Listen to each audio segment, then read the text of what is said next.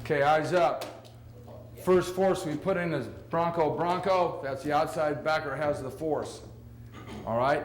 Now, in your terminology, you can name them whatever you would like to name them.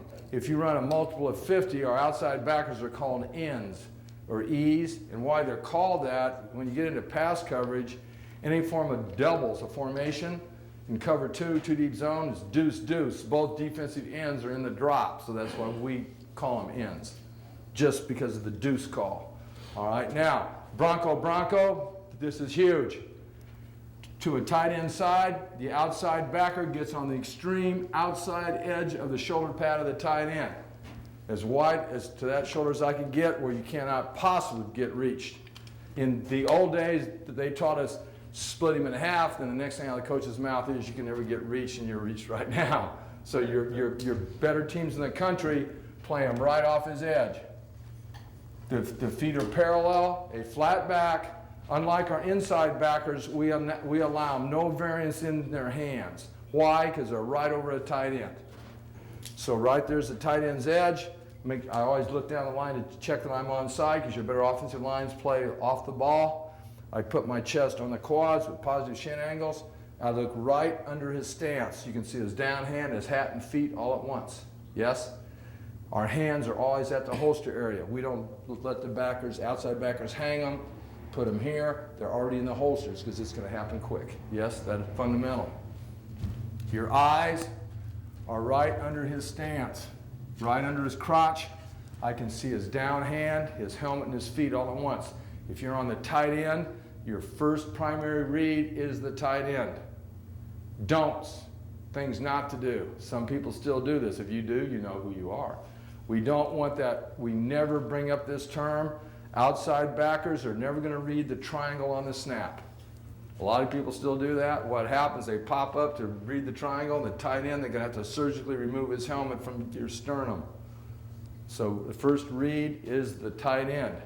How about the other outside backer to a split end side? He does not have a tight end. He aligns up in Bronco on the imaginary tight end. Feet are parallel, hands in the holsters, knees in, feet wide, positive shin angles. His eyes go right off the butt of the tackle with his eyes into the backfield. All right? So that's where their eyes go if you have a tight end or a split end. Next is big. If you haven't done this, I would encourage you to do this. Football's a matchup game. All right? What happens? We don't have a left outside backer and a right outside backer. We do not have a strong backer and a weak backer. We play field and boundary, and that's with everybody. So if this is the wide side of the field, that's the field end, that's the boundary end. If you're a 50, the nose is the nose. If that's the wide side, our field tackles here, our boundary tackles over there. That's why we call them field and boundary instead of fast and slow. You give up more big plays to the wide side of the field, so we go field and boundary. It is a matchup game.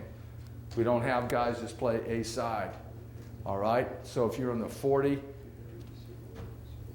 our tackles and ends that are down, they line up based on the field, and that is big. Our backers flip based on strength. Yes, our corners flip. Then our strong safety in cover 3 is going to the field first, and then the strength second. But basically, everybody's going to flip. All right? Why you also do that? If you don't, and I got some great cut-ups. I ain't picking on them, but it's a cluster. Texas A&M is playing Oklahoma, and they play a multiple of 40, and they don't play field and boundary to Texas A&M. So people aren't stupid that play you.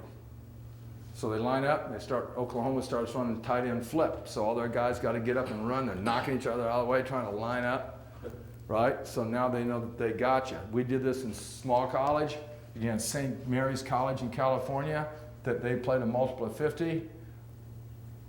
Our guys knew that that guy always played over a tight end. That guy always had to play to an open inside, plus that is unsound wide. What happens? You play against double tight ends. Your outside backer is going to have to be able to play over a tight end. So what happened, you know what's coming. We were a multiple formation team. Down! Our tight end flipped. So the outside backers ran like hell and flipped. So we know they're still flipping. So then we go back later, flanker's already on the line. Down! Steps back, takes off. They think he's flipping. He's going in motion. Both outside backers start to run. When they get right behind the nose, we fake the lead, we run the boot, and there's not a contain on either side. So you better, if you haven't taught it, you better get into teaching field and boundary, because if there's no offense, you can really get jacked up here, all right? Because football's a matchup game. But that's basically how they're going to align. But the first force call we're going to learn is Bronco, Bronco. We're going to emphasize here over a tight end here today. Number one, he'll always get the force call coming through his outside ear. Great defensive teams men talk. They talk before the snap, during the snap, and after the snap. He knows the force call is always going to come from his outside ear. So if there's a strong safety pre-inverted out here, right? He's yelling Bronco, Bronco with that outside backer. The backer will not turn around to acknowledge a call in case they go on a quick count, yes? He'll flash his outside fist to tell the DB, I heard you. DB keep screaming at him until he sees him flash his outside fist. He'll do that out of the height of his stance. All right? If the strong safety was the other way and we had a soft corner or it was too deep, it would be the corner yelling Bronco, Bronco to that guy. Nobody can argue. There's nothing sweeter to a man than the sound of his own name. So when we call Bronco, Bronco, all right? Mark is the outside backer. I am the DB. I'm the nearest DB to you. Mark! Bronco, Bronco! We always call the guy's name first. They never blow it. We do the same thing in the offensive line when our linemen make advantage calls. When they call to a guy to step it or step around him and stuff, they always call the guy's name. Mark, step it. You can be an idiot. You step around the guy that called you. You know what I'm saying? But there's nothing sweeter to a man than the sound of his own name, so that's important. Next thing is important. Whoever calls your defense, some people huddle and make calls, that's up to you. I like to just mingle around, because then if you ever play a team that springs a no huddle on you, your guys don't panic. But if you do huddle, get the calls in quick. Yes, get them in quick. There's nothing worse. I know when I played strong safety, there was nothing worse than getting the calls in late. You know, you're tense, and you're trying to line up, and they're already on you. I mean, it just takes away the whole game. So you want to get the calls in quick. What I would do, I would mingle. We have all of our guys in those plastic arm pads. It's typed up. All we do is flash them. They're looking, they line up. We don't even call it in. Or you can have your guys all turn to the guy on the sideline. He gives them the signal, and they all learn them. It's up to you. But that way, if they ever swing a no huddle on you, it's not a panic. Yes? But that's something else that you guys ought to think about. All right? So the first thing we're going to look at is Bronco, Bronco from absolute scratch here. This is probably one of the better things we have done here.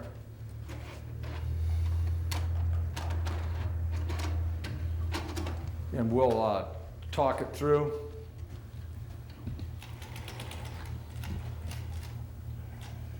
As soon as I turn out the light over here. Make sure you're in a position so I can see. Let me first put in my early lunch.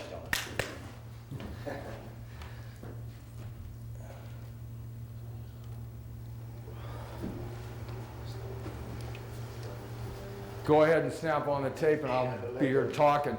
Why we teach Bronco force first.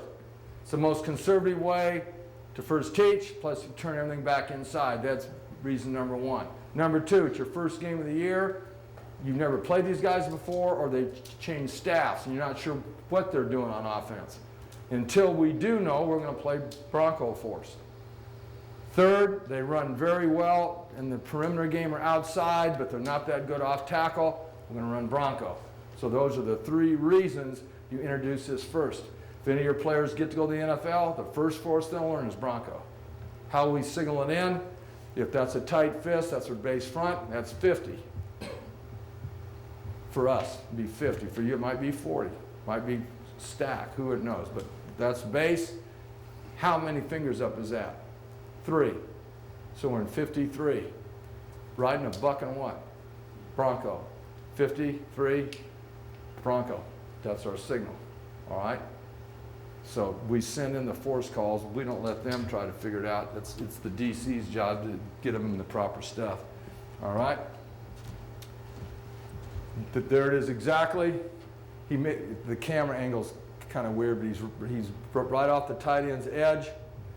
You'll see his eyes in a minute looking right under the stance of the tight end. I can see his down hand, his helmet, and his feet all at once. Okay, go ahead and snap it on. This is Bronco. Do you see where the hands are? They're already at the holsters. We don't allow any variance in the stance. There's the other outside backer aligned with the imaginary tight end of Bronco. His eyes are going right off the ass of the tackle. If that ass fires, it's run. If it backs up, it's pass. If it back up and disappears, it's a full block. Bronco alignment, tight inside, split inside. Chest on the quads, low pad's gonna win. Yes, bend your knees. Positive shin angles. This is Kyle's up. This is Bronco. On back, play it back. The tight end steps first outside with his outside foot. You shuffle potlos, play on the line of scrimmage. The worst thing you can do in Bronco, and a lot of people still do this, they zoom the backer up the field, he's got the force. Holy cow, man. They'll just block everything down and kick him out. And the next thing out of your mouth will be what? Get the block team out there! Because if you control the off tackle, oh, you can control the whole game on offense, yes? So when the tight end goes for the reach, with my eyes under there, and he steps for the outside foot, you replace his outside with your inside, you're going to shuffle. Parallel shuffle, that means keep both feet under the armpits. And you're going to replace his outside foot with your inside foot, and you're going to potlos, P-O-T-L-O-S, potlos, play on the line of scrimmage. That is huge. Potlos, don't be zooming up the field. Here we go. So as soon as he steps, I'm going to start shuffling. Get him down quick. A couple steps, when I say sit, he's going to freeze it. Positive shin angles again, feet wide, knees in, so you're on the inside, how's your feet? That's really good. That's phase one. On back. On back.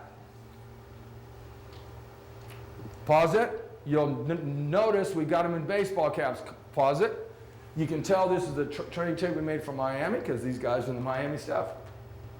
What these schools do, high schools do this, college and pro guys, if you ever bring us in for an in-service, stuff we're going to share with you, then stuff you want done ahead, you send us some of your gear, and then we put our demos in your stuff, and you got built-in training tapes.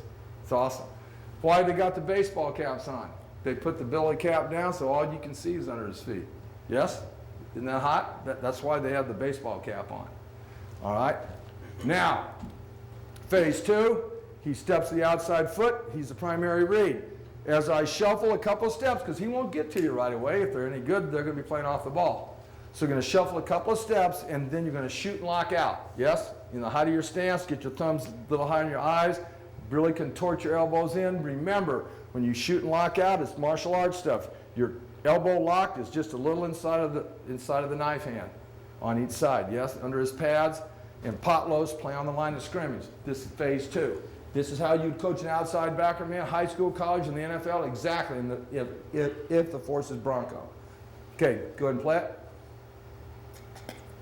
Shoot and lock out. Play it back. As soon as you get him locked out, get your eyes back inside. First, you got to focus all your attention under his sternum to be able to shoot and lock out, yes? After you get there, eye snap. You see his eyes snap back inside?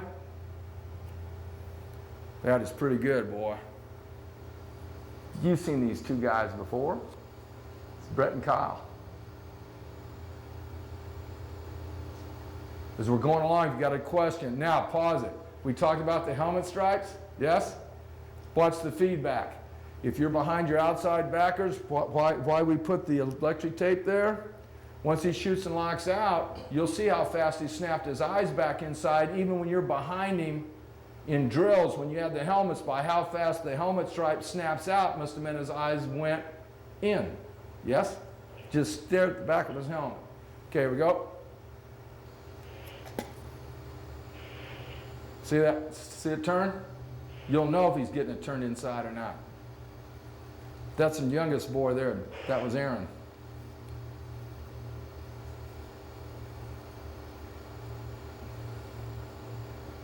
That's really good, boy. Potlos playing on the line of scrimmage. Now we have the sticks we showed you yesterday. Steps, play it back. shuffle a couple steps, and shoot and lock out on the stick. That stick now is the sternum of the tight end, isn't it? Yes? Get your head just to the left of the stick. See that? Because the force is Bronco. I've got the force, I've got to turn it in. What you don't teach, pause, we never teach anymore what in Bronco? Keep your outside arm and leg free. That's a total collapse of the uterus. If you got to shoot and lock out, you don't have a free hand. Why would you say that? You wouldn't. There is no outside arm and leg free. You're shooting the hands, and then you're getting 65-35 on him from the outside in. Just keep your head just to the left of the tight end. Okay, snap it on. Now you hold the stick so it's on into your sternum. Then you shoot and lock out, and you elevate them. There we go. Then get those eyes back inside. Boy, that's good, boy. That's really good. Then if he didn't adjust, then we adjust the stick because he had the stick too far in front of him. Keep the stick just inside of your right. Now, important, when you have the shield, the handles are added. Yes? Just like we did in the offensive line. On back. On back. I'm staring under the height of his stance. You see his eyes? When he steps that outside foot, shuffle, shoot and lock out in the handles, and get your eyes back inside. Let's say just outside of him to the left, because I'm the left outside backer, and the force is Bronco. So they'll shoot both hands with a knife into the handles, as you can see there. But their head placement, their head is just to the left of the shield, so they're not getting outflanked.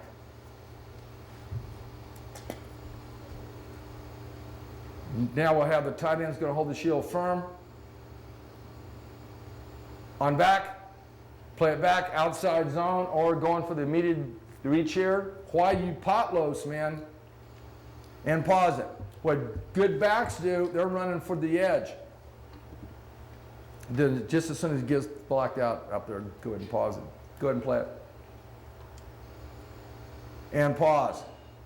What they're teaching them on the downhill toss sweep, they'll keep going a yard outside of their own tight end till they see your outside back across his face and start up the field, and then they cut it right back inside and they blow the top off the stovepipe, right? Why you potlos and stay just slightly above it? Because now you got him locked out, your eyes are low, the back's feet coming inside. You'll see it later that then we throw you on outside and we collapse back inside. Okay, snap it on. So that's why if you get locked out, you've got to get your eyes low and start to find feet. The feet are inside of me, then I can throw him. Pause it, you'll love it. One of the best things there is, and you got tons of these in South Florida. Life vests. Life vests. Now you can really feel that punch and that fit. Plus, I don't know what the rule is in Florida, and for major college guys, it's awesome. The NC2A rule is you can teach anything you want in the off season as long as you guys never touch each other. They never touch him because he's got the life vest on.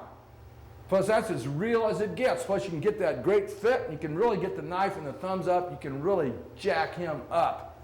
Off-season program in Pass Pro, right? I set, I punch, he tries to spin. We're going to knife you and machine gun your back before you can ever spin, right? With a life vest, it's padded on the other side too. You get all this taught in the off-season, man. Even in college, it's legal because I never touched the guy. But boy, using the life vest is a beautiful thing here. Plus, they really get their hands inside and tight, right? Because the life vest fits you tighter. It's more like a guy now. Okay, snap it on. Bronco, Bronco.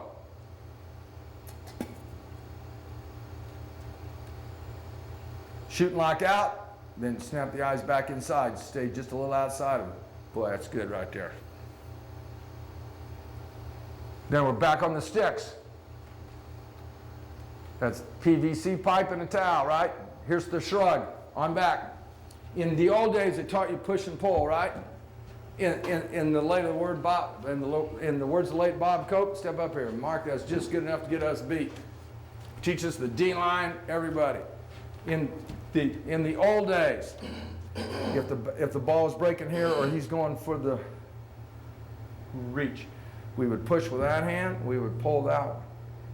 The problem is, I may get him turned, if you can get this shoulder on the reach, turn back towards the line of scrimmage, he'll never be able to reach you. But what push and pull does not do is help you get off here in a second. All right?